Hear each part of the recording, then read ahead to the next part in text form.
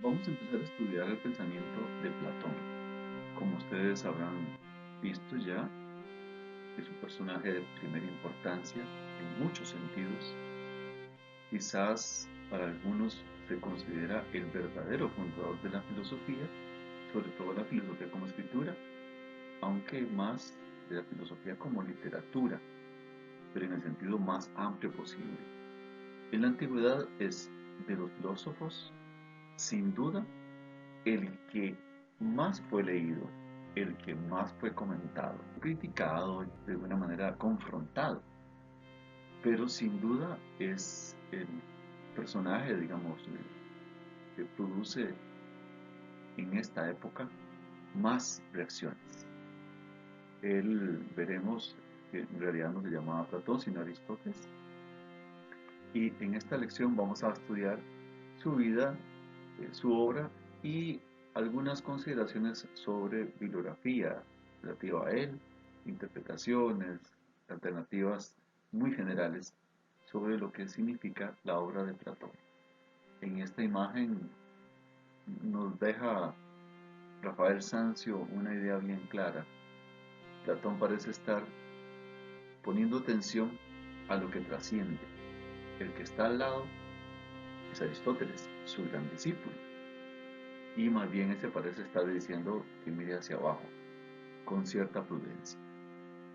Platón lleva un libro muy importante suyo que se llama El Timeo. Parece que en esta imagen la figura de Platón era Leonardo.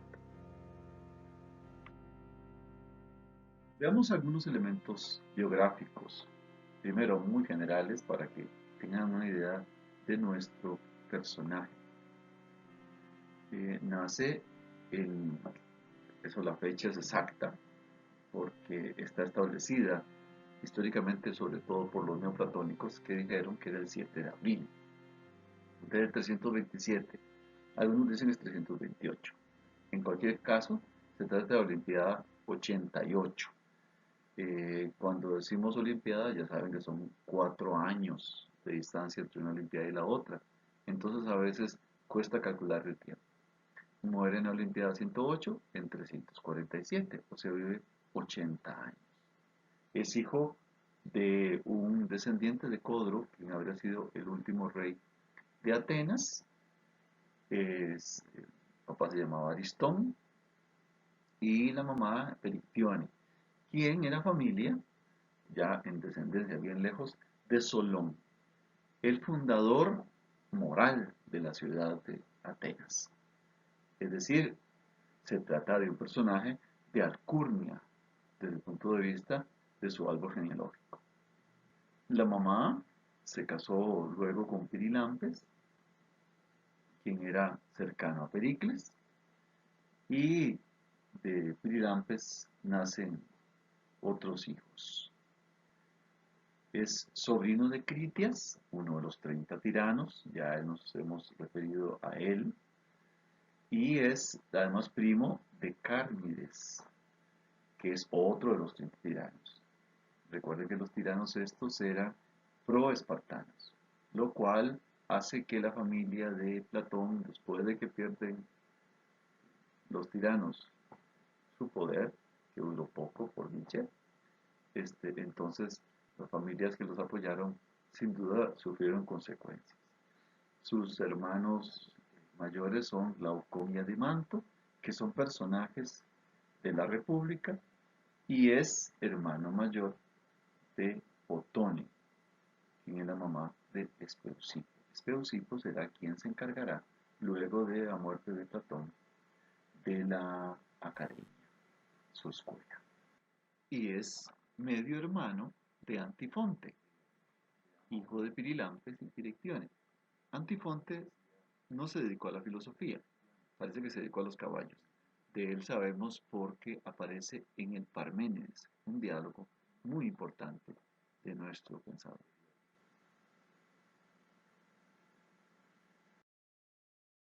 Como les decía al principio, en realidad Platón no se llamaba así. Le decían Platón porque era o bien ancho de espalda o lo común también que se dice que era ancho de frente. Se llamaba en realidad Aristóteles. Y se le cambió el nombre o se le puso Platón. Vea que todo el mundo le dice Platón después. Fue su maestro de lucha.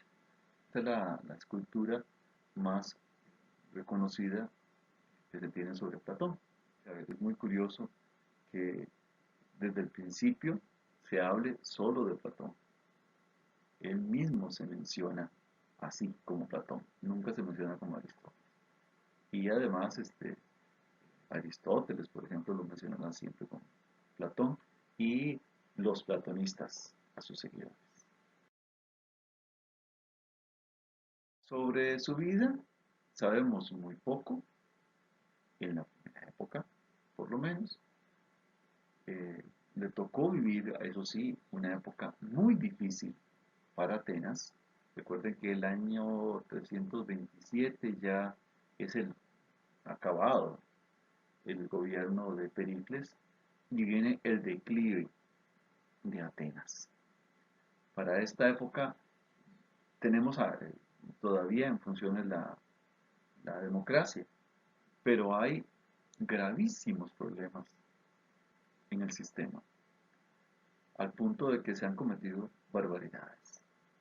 Para que tengan una idea de cómo funcionaba políticamente Atenas, en ese mapa pueden ver las zonas amarillas, estaban bajo la protección de ellos. Los atenienses protegían, pero cobraban impuestos por protección. De hecho, los grandes edificios que hicieron, incluyendo el Partenón, todos los otros templos, eh, muros grandísimos en el Pireo, que es el puerto de ellos, y demás, estaban bien sufragados a partir de estas colectas obligatorias, estos impuestos. Y aquí pueden ver una isla que es importante, que es la isla de Delos. Aquí estaba el centro del grupo, los aliados de Atenas. Vean el grupo de este otro color, son los proespartanos. Esta gente fueron los que los enfrentaron de manera más directa. Como recordarán ustedes también, ya sabemos que hubo una invasión persa muy importante. Vean que realmente Grecia es muy pequeñita y los persas los invadieron con cierta constancia hasta que llegó el momento en que los derrotaron los atenienses y espartanos juntos y ya no volvieron a molestarlos. Después, a propósito de este mapa, vean la zona de Macedonia. Esta zona es donde está el gobierno posterior de Filipo y de Alejandro. De aquí ellos son, de aquí está esta gira, que es la ciudad donde nace Aristóteles. Y aquí tenemos Tesalia, a la cual se refiere en el Menón de manera particular con uno de sus héroes de Larisa, a la cual nos referiremos luego cuando hablemos de conocimiento. Uno de los hechos que marcó esta época más importantes, estamos hablando del final del siglo V, fue que la democracia se fue corrompiendo. Y esto realmente fue algo que pagó fuertemente Atenas, porque cometió errores gravísimos. Vean el caso este que está señalado como un ejemplo. Hubo un aparente intento de rebelión de Mitilene y la asamblea, que recuerdan ustedes que es soberana, decidió que se matarían a todos los hombres mayores de edad y que las mujeres y los niños iban a ser esclavos. Y resultó que ya se iba a ir la flota a asumir esta tarea y resulta que llegó una información nueva diciendo que no era cierto, que había sido un invento. Y entonces inmediatamente hicieron una nueva asamblea y echaron atrás Pero eso ocurrió una vez. Otras veces no fue así. Otras veces más bien ocurrieron barbaridades similares. Entonces los atenienses, aunque puedan aparecer como muy democráticos, no lo eran tanto en consideración ni de sus aliados ni de las otras comunidades. O sea, no tenían una apertura a la diferencia. Era al interno de la ciudad. Vean lo que les decía. Un ejemplo más negativo. En 416, en Melos, una de esas rebeliones, que tampoco era tan importante, resulta que la castigaron así de terriblemente, esclavizando gente, matando muchísimas personas, y sin haber suficientes pruebas. Hay que recordar también una cosa muy importante de esta época, siendo un joven Platón, en 413, aquella batalla que les había relatado, en la que Atenas decide ir a enfrentar a Siracusa. Bajo el mando supuestamente de Alcibíades, que fue el que movió el asunto. Luego Alcibíades se quitó y la pérdida fue también por no tener un buen general de frente, pero en cualquier caso fue desastroso, porque la ciudad perdió la mayor parte de su flota. Luego de esta época hay una recuperación, pero se da el famoso periodo este terrible en el que pierden la guerra completamente y son tomados por los espartanos. En 404 termina la guerra, efectivamente, el Peloponeso, se rinde Atenas, vean, y esto está, repito, Platón joven, y pues cuando los espartanos establecen los 30 tiranos, entre los cuales están los familiares de Platón. Vean algunas de las consecuencias de este periodo. La ciudad perdió los muros, perdió las flotas y perdió todas las posesiones que tenían. La liga de Delos desapareció como liga. Al final fue muy trágico. Corinto y Tebas, que son dos ciudades que estaban muy resentidas con Atenas, propusieron destruir la ciudad, que era la ciudad más grande de la época. Y Esparta no quiso que fuera así. Más bien, Esparta incorporó a su poderío la ciudad. Luego habrán cambios, pero en principio esta alianza con Esparta duró relativamente poco porque Esparta fue perdiendo el poder conforme pasó el tiempo. Cuando se restaura la democracia, que es prácticamente un año después, todo aparentemente volverá a normalidad, a lo que se esperaba de Atenas, pero es esa democracia la que elimina a Sócrates. Esto marca enormemente a Platón, quien queda profundamente constreñido por la muerte de su maestro. ¿Cómo ha sido, por cierto, la formación de Platón? Recuerden, él era de buena familia, entonces todos estos sufrimientos que tuvo en la ciudad, pues los tuvo relativamente porque él estaba muy bien ubicado. En su formación, en principio fue pintor, luego poeta, ya que un poeta dipirámbico, de los que cantan canciones que tienen que ver con placeres y demás. Luego escribió tragedia y aparentemente creaba cantos. Era un hombre hábil para la escritura. Pero dice que después de oír una composición de Sócrates, que de Sócrates no tenemos ningún texto, pero seguramente compondría algunas cosas, decidió quemar la teoría. Y en consecuencia lo siguió. Lo siguió. Supuestamente en filosofía él se había formado con Crátilo. Crátilo era un seguidor del pensamiento de Heráclito. Era uno que pensaba que todo se movía. ¿Cuán se movía? Era muy excesivo en esto, porque Crátilo sostenía que, bueno, no sostenía nada, porque él pensaba que si yo sostuviera algo, lo tendría que detener. Es más, según dicen, ni siquiera hablaba, sino solo señalaba, porque hablar es detener la realidad. Esto que puede ser un poco burlista lo dice Aristóteles. Pero en todo caso, sería ahí donde se formó inicialmente. Y luego se formaría con Hermógenes, quien era Parmenido. Su gran maestro finalmente terminó siendo Sócrates. De esto podemos dar sí, una idea de que hay una confluencia de filosofías en Platón. Estas tres, Heráclito, Parménides y además Sócrates, son fundamentales.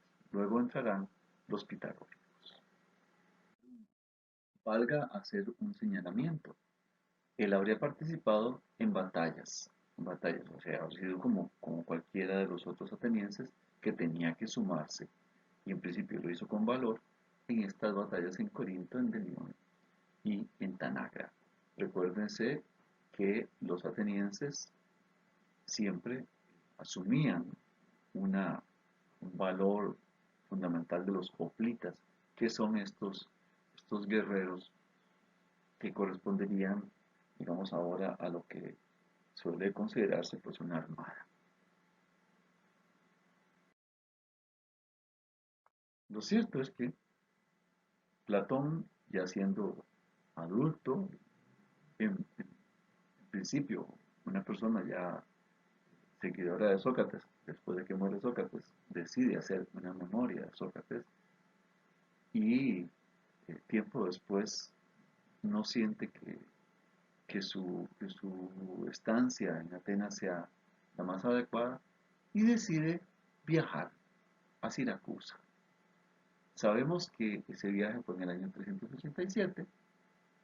Él pasa por Megara, ciudad a la que ya nos hemos referido, y Cirene, que está en Libia, ¿recuerdan? La ciudad de los cirenaicos y por supuesto los megáricos. Y después de pasar por ahí, que conoce gente que estaba relacionada con matemáticas, sobre todo, se va a Italia y en Italia se encuentra con los pitagóricos, que estaban en pleno apogeo. Y hay un pitagórico específico que se hace amigo suyo, que es Arquitas de Tarento. Fue la persona que lo apoyó cuando tuvo necesidad. Eh, pero específicamente, él se dirigía hacia Siracusa. En Siracusa conoce a Dion, quien es familia del que está gobernando en la ciudad. Y entonces, pues viene bien situado. Lo cierto es que Platón va a llegar a influir sobre Dion y se espera que de alguna manera pueda influir sobre Dioniso. Pero al final la situación no llega a más porque Dioniso es un tirano y no se puede hacer nada con él. Pero para esta época, repito, Platón conoce por lo menos a los pitagóricos. Esto va a ser una clave fundamental en su pensamiento. Una de las cosas más importantes en las que influyen los pitagóricos es en el tipo de pensamiento y de estrategia de desarrollo de pensamiento que va a hacer Platón. ¿Por qué? Porque él empieza a darse cuenta de que la filosofía, en el mejor de los sentidos, quizás no se hace tanto en enfrentamiento con la ciudad, cosa que se podía hacer al estilo de Sócrates, sino en un entorno mucho más cerrado. Es decir, en lo que nosotros solemos denominar una escuela. Y lo cierto es que copiándole un poco la escuela que tenía Arquitas, decide fundar su propia escuela, que se llamó la Academia. Efectivamente, él compra unos terrenos en un lugar que estaba aparentemente consagrado al héroe Academos. Ahí decide fundar su centro de estudios. Un centro de estudios en el sentido más estricto. Fíjense que usted, cuando llegaba a la academia, se incorporaba, recuerden que uno de los requisitos era eh, saber geometría. en 90, aquí que no sé cuál geometría decía en la entrada. Bueno, ahí se estudiaban matemáticas, se estudiaba legislación, se estudiaban ciencias naturales, se hacían investigaciones sobre política, sobre conocimiento y demás. Y fíjese que, y eso es muy importante, cuando usted llegaba a formarse ahí, sabía que también tenía que participar en la comunidad de manera muy particular. En esta comunidad se tenían prácticas religiosas, muy similar a cómo se tenían esas prácticas en los grupos pitagóricos. Quizás el platonismo tiene rasgos del pitagorismo, pero también rasgos de los órficos. Y todas las ideas estas de la trascendencia, de que el alma es inmortal y demás, van a ser importantes en esta escuela precisamente porque de alguna manera las trajo de lo que conoció en Italia. En el año 367 muere Dioniso I, el tirano del que hablábamos, y Dion entonces llama a Platón y le dice, vea, quedó al mando de la ciudad un Dioniso el segundo, hijo del anterior, y parece que podemos influir para marcarlo filosóficamente. Ya para este año, ya Platón tenía una obra reconocida y había estudiado de manera particular las cuestiones políticas. Pero lo cierto es que la situación no fue buena. Dionisio estaba muy jovencito y entonces empieza a ver que cualquier enemigo o cualquier persona que esté influyendo sobre él puede convertirse en alguien que le haga daño, y lo cierto es que Dion termina expulsado. Y Platón, que había ido en ese año a Siracusa, termina mal. Logra salir de la ciudad gracias a la intervención de los grupos cercanos a Quitas. Realmente fue un viaje muy malo, muy complicado para él. Finalmente, se supone que se calma la situación en el año 361 en Sicilia, y gracias a esta posibilidad que se había pensado que podría influirse positivamente sobre Dioniso, llega una propuesta tanto de Dion como del mismo Dioniso para lo siguiente: podría hacerse un sistema político en Siracusa siguiendo las rúbricas que Platón había planteado en sus escritos sobre política.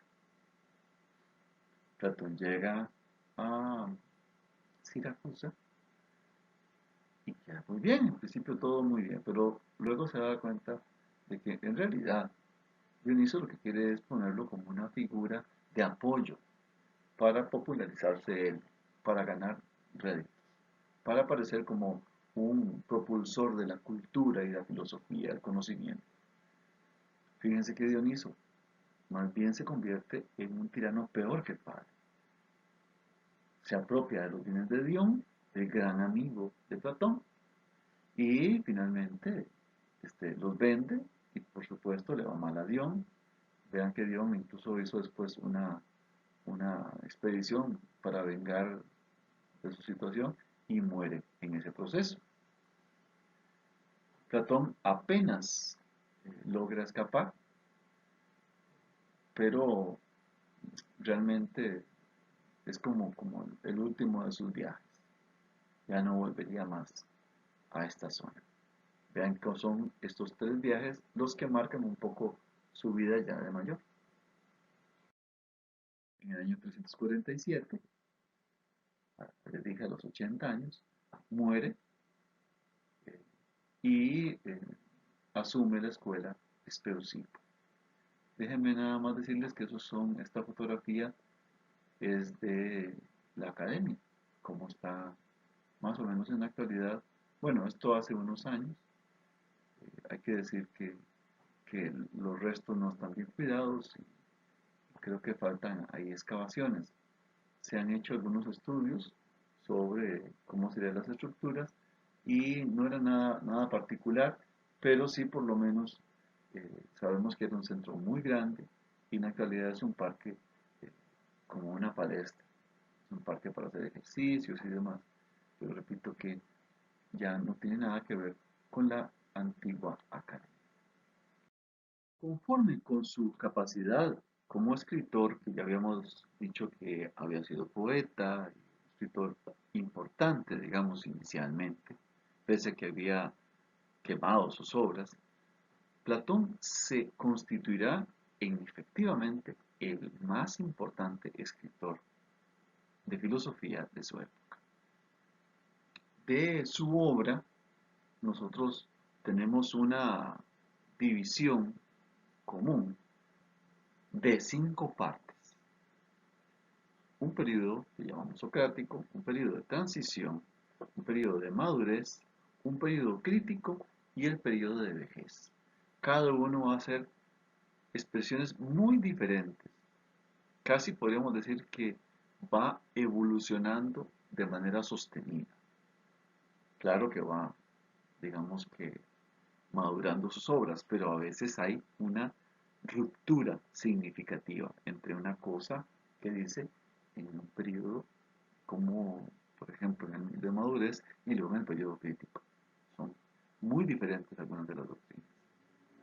Del periodo socrático son estas obras. Aquí, sin duda, es muy influyente Sócrates. Permítame hacer una somera descripción de estas obras. La apología es la defensa de Sócrates en el juicio que fue condenado. Critón es un diálogo entre Critón y Sócrates en el que se replantea la posibilidad de que huya eso el día antes de que llegara a darse ya definitivamente el resultado de la muerte, porque dependía esto de la llegada de un barco que venía de ellos. En el Laques se discute el tema de la valentía, es un diálogo cortito, parecido también es el Eutifrón, que trata el tema de la piedad, es un diálogo con un muchacho, Laques es un militar, Eutifrón es un muchacho que ha acusado al papá por haber hecho una cosa inadecuada desde el punto de vista de lo piadoso. Carnides es un joven hermoso con el que se discute el tema de la sabiduría. El Ion es un trabajo sobre la rapsodia. Específicamente se discute con Ion, que es un rapsoda, uno de estos que recita poesía. El Hipias Mayor, que algunos discuten y consideran que no es propiamente de Platón, es pues un diálogo sobre lo bello y es con Hipias, el famoso sofista. Lisis es un encuentro con unos muchachos en el que se discute el tema de la amistad. Son casi unos niños. Alcibíades, el gran amante de Sócrates, y en él se discute el tema de la naturaleza humana y Protágoras, en donde Sócrates discute nada más y nada menos con el mayor de los sofistas. En todos estos textos, lo que se nota como rasgo general es que, por un lado, Sócrates está disputando. En segundo lugar, Sócrates trata de encontrar definiciones claras de los temas que está planteando. Y vean que muchos de esos temas tienen que ver con cuestiones de ética, lo que supuestamente marcaría el socratismo. Casi todas, excepto el Protágoras, que es un poquito más extenso, casi todas son obras breves. Del periodo de transición tenemos obras de una gran importancia. La primera, sin duda, es el Gorgias. Es una de las obras más extensas que hay. Trata el tema de la retórica. Una obra muy chiquitita es el Menéxeno, que es una obra sobre la oración fúnebre, la posibilidad de hacer ofrenda a gente que muere. El Hipias menor podría caber aquí, que trata el tema de lo falso. El Hipias mayor podría también caber en la anterior y cabe en esta. Es un texto que es difícil de como de ubicar. Después es muy significativo el Eutidemo, un texto sobre falacias, que introduce una propedéutica de cómo se debe enseñar filosofía. Y tenemos el Menón, que es una obra fundamental del Paso, que marca un cambio de lo que fue la discusión puramente socrática, en la que Sócrates nada más pregunta y no dice nada, o todo lo discute, la primera parte del diálogo, y a una segunda parte donde se vuelve mucho más proponente. Tenemos otro texto muy importante que es el Creatilo, en el que se discute el tema del origen del lenguaje, cómo proceden las palabras, y quizás en esta época cabe la República en el libro primero, que es de nuevo un diálogo con mucha gente a propósito del tema de la justicia. ¿Por qué se llama de transición? Porque está casi preparando lo que vendrá en su obra más significativa. Obras de madurez y fundamentales son el Fedón, que trata el tema del alma, el Banquete, que trata del tema del amor, la República, que discutirá el tema de nuevo de la justicia y de cómo constituir la ciudad, pero también cómo se entiende el papel de la filosofía en la ciudad. Los filósofos son los que van a gobernar. Y además está el Fedro, que es una obra primordial para discutir el tema de la retórica y del, digamos, del pensar desde la palabra. Y el pensar que se constituye como una forma de trascender. Es un texto muy significativo, sobre todo en lo que tiene que ver con la cuestión de las emociones. De aquí también es importante en ese mismo nivel el Banquete. El Fedón es quizás el texto más famoso para hablar sobre la trascendencia, la inmortalidad del alma, que es un tema que también se toca en la República, pero ahí es muy, muy significativo lo que constituye la diferencia entre cuerpo y alma. En la República es un texto enorme, es el más grande hasta este momento, y trata no solo el tema de lo político, sino trata el tema de las constituciones que son corruptas. El siguiente periodo que llamamos crítico tiene que ver básicamente con una especie de revolución en Platón, que empieza por poner a Sócrates, pero otra vez como interlocutor fundamental, pero esta vez enfrentándose a Parménides. Y Parménides lo destroza. Porque es un jovencito Sócrates, pero de todos modos, porque Parménides parece tener una doctrina mucho más poderosa. Esto es una curiosidad, porque de pronto, si damos un cambio muy grande en el pensar, de esta misma época está el Teeteto, una obra que trata el tema del saber, de la ciencia, y aquí otra vez Sócrates está en su apogeo, discute precisamente con Teeteto, que es matemático, y se plantea la cuestión del conocimiento, pero a partir de una tesis fundamental. Vamos a no suponer que haya trascendencia. Otra obra primordial es el Sofista, un texto donde el propio Sócrates aparece como un sofista. Pareciera como que toda la filosofía está cambiando. Y la discusión central es regida por un extranjero que es Delea. Problema que se va a disputar ahí ya no es necesariamente Parmenidio, porque entre otras cosas se va a discutir la naturaleza de lo trascendente y va a aparecer el tema del no ser, y el no ser es aceptado. Ese texto, por cierto, tenemos que leerlo para el curso. Finalmente trata el tema de lo político. Vean que aquí no lo he detallado, pero hay tres grandes textos de política hasta este momento. El político, que trata el tema de cómo ser un gobernante, cómo él debe ser un gobernante. La República, que trata el tema de cómo es la Constitución, cómo es el asunto de la justicia, con todo cuidado, porque es una obra extensa y compleja, es la obra más importante, según el reconocimiento a través de la historia, y el Gorgias, que es un texto de ética política, en donde la cuestión política se discute mucho, pero sobre todo va en una línea un poquito más ética. Pues El político es un poquito más técnico y de hecho es la cuestión técnica la que se va a tratar.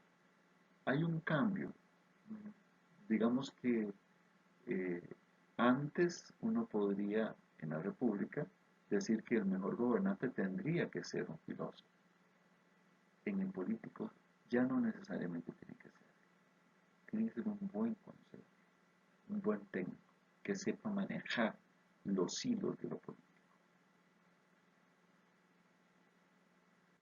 Finalmente, tenemos los textos de Vergés. Aquí vamos a situar un texto que parece involucionar, que es el Fileo, en el que se discute el tema del placer. Se parece a un texto de los Socráticos. Vuelve Sócrates a estar, pero es muy diferente, ¿no?, al estilo, a la manera en que piensa en general, sobre todo porque tiende a los lugares intermedios. Esa va a ser como la cuestión de explicar. El Critias trata el tema de la Atlántida, la famosa Atlántida, el mito, con el que precisamente empieza también el Timeo. Este mito, me imagino que recordarán o tendrán presente, es de las cosas más famosas de Platón y ahí es donde se representa. En el Timeo, además, se hace una historia del mundo, es una física y además de física, trata temas de fisiología, el origen del ser humano, el origen de la vida, el origen de todo lo que existe, de la materia.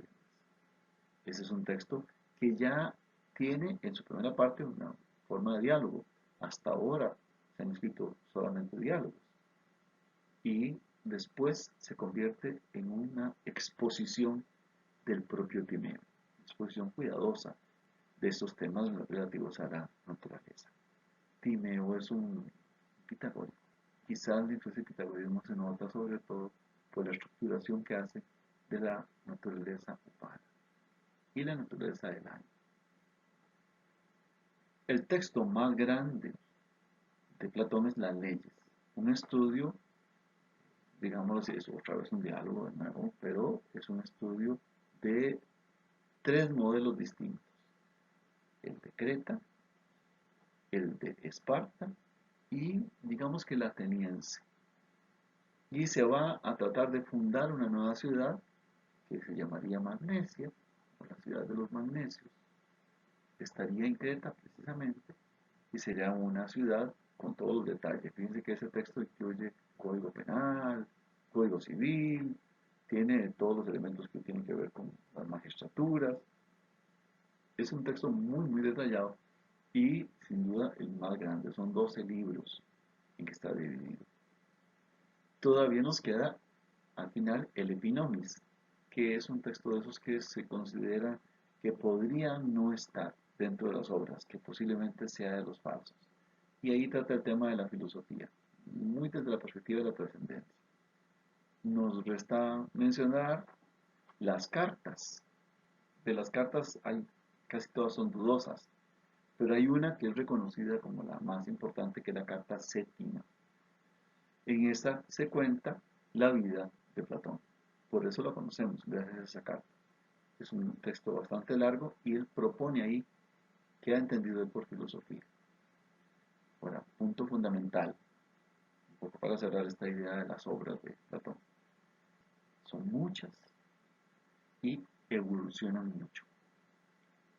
Desde temas como el alma o la política o lo ético, desde eso hasta los pequeños detalles del estilo cambian un montón.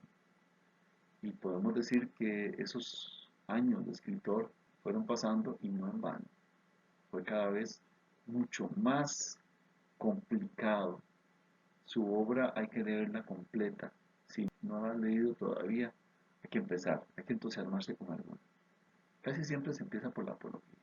Nosotros vamos a leer El Sofista. Me hubiese gustado que leyeran algo más, pero El Sofista, que es una obra del periodo crítico, de esta época de vejez no le vamos a leer nada, pero sí vamos a leer la buena parte de la República y ya con eso más o menos nos situamos. Pero es óptimo llevar uno o dos cursos sobre Platón, porque es un autor de primera importancia y que todavía sigue signando algunas de nuestras propensiones a la discusión filosófica actual. Para terminar, permítame hablar de algunas cuestiones generales sobre bibliografías y demás. En primer lugar, la edición de Platón que nosotros solemos revisar en griego es la de John Burnet, esa segunda, que es una edición de finales del siglo XIX. Hay una muy importante, que es la de Stalbaum, y la edición de Ast, que es muy significativa. Nosotros tenemos una paginación que es la establecida por Stien. Esa paginación incluye unas numeraciones muy particulares que ustedes podrán localizar en las ediciones que tenemos a la derecha e izquierda de las páginas. Por ejemplo, un texto como la apología empieza por la página 19, entonces usted dice 19 A, B, C, D, E. Se supone que son 10 líneas aproximadamente en cada letra. Y así está más o menos editada. Se respeta esa edición como la más significativa porque precisamente nos ofrece elementos para ordenar. Lo que pasa es que no todo el mundo está de acuerdo con ese ordenamiento, pero no es indiferente, solamente para poner las páginas. Vean el año, 1578. Sobre Platón hay toda clase de estudios, de una complejidad enorme. Solo para que tengan una idea, ya había estudios de bibliografía sobre Platón desde el siglo XIX. Frankenstein ya habría hecho un estudio sobre qué se habría dicho sobre Platón. Totok, Charnis, Luc Brisson, todos estos son personajes que recogieron bibliografías. Brisson todavía sigue haciendo la bibliografía platónica del año. Cuando se publican cosas, normalmente se le envían a él para que lo incluya dentro de las revistas que tiene, en donde se señala, digamos, qué es lo que se ha publicado en los últimos años. Vean, ahí les menciono 3 ejemplos.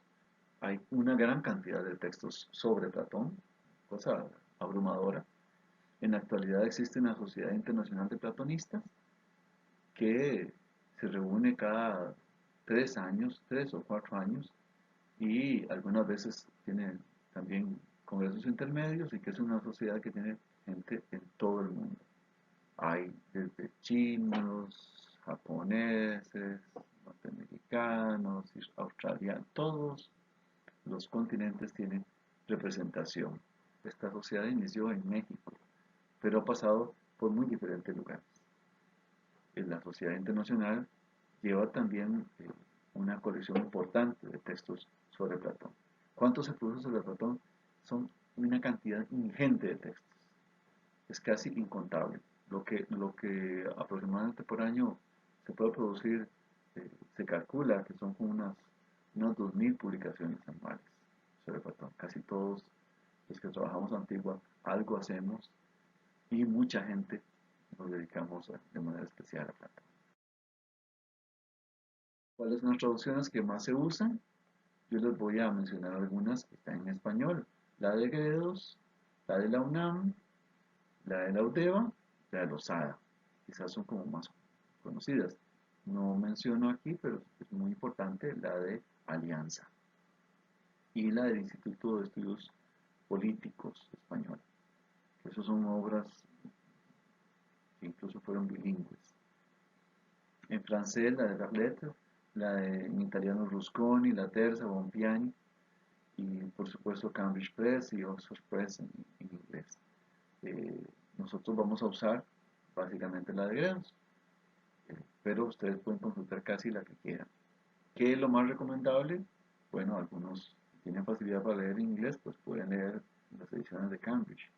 Incluso creo que son accesibles en general por internet, pero las ediciones de Gredos en general están bastante bien.